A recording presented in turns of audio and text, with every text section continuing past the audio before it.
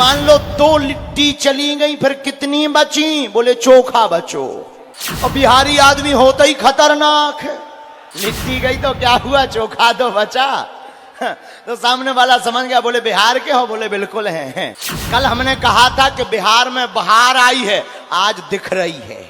आज तो रावण भी मन में कह रहा होगा हमसे हुई भूल, बिहार के पगला अब उड़ा रहे धूल। अंधेरों रात हो गई इसलिए नहीं दिख रहा है, बिहार के पगला ही पगला खड़े, जहां तक नजर जा रही एकदम धुआं ही धुआं, धूल ही धूल। बिहारी आदमी से एक व्यक्ति ने पूछा कि 2 में से 2 चले गए, कितने बचे?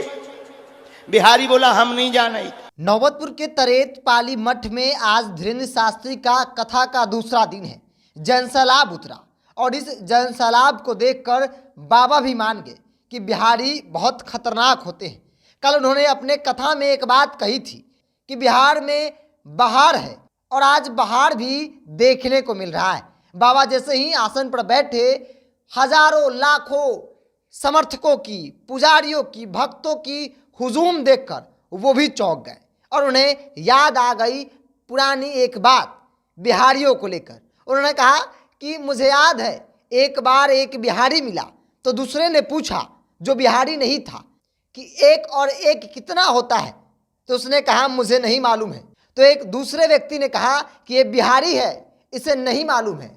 अब इसे ऐसे पूछिए, तरीका बदल लीजिए, इसे पूछिए कि एक प्लेट में 2 लिट्टी रखा हुआ है और 2 में से दोनों को किसी ने उठा लिया तो क्या बचा? बिहारी का जवाब आया चोखा बचा। तो ये बिहारी है, ये समझते सब कुछ है, थोड़ा घुमाना फिराना पड़ता है। बाबा का आज कार्यक्रम का दूसरा दिन और इस कार्यक्रम में भी कल से ज्यादा जनसैलाब उतरा समर्थकों का, भक्तों का, और इस भीड़ को देखकर बाबा भी सोचने पर मजबूर हो गए और उन्होंने कहा कि रावण भी पछता रहा होगा और कह रहा होगा कि भाई हमसे भूल हो गई, क्योंकि बिहारी पगला जो है वो बड़ी संख्या में आ गया है। जय श्री राम का नारा लग रहा है, लगातार समर्थक जो है वो इतनी संख्या में पहुंचे हैं कि रात हुआ नहीं कि अंधेरा हो गया, धूल के कारण अंधेरा हो गया है। बाबा को सुनने के लिए सिर्फ बिहार, उत्तर प्रदेश, झारखंड से नहीं बल्कि पड़ोसी देश नेपाल से भी श्रद्धालु भक्त जो है वो पटना पहुंचे हैं।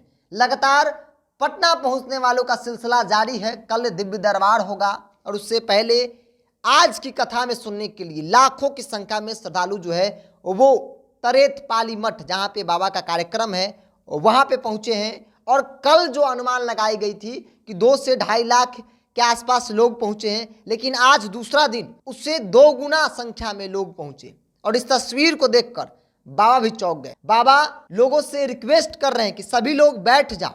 आपके खड़ा होने के कारण जो आपके पीछे लोग हैं उन्हें अव्यवस्था का सामना करना पड़ रहा है, क्योंकि भीड़ इतनी है कि मैनेजमेंट भी फेल नजर आ रहा है।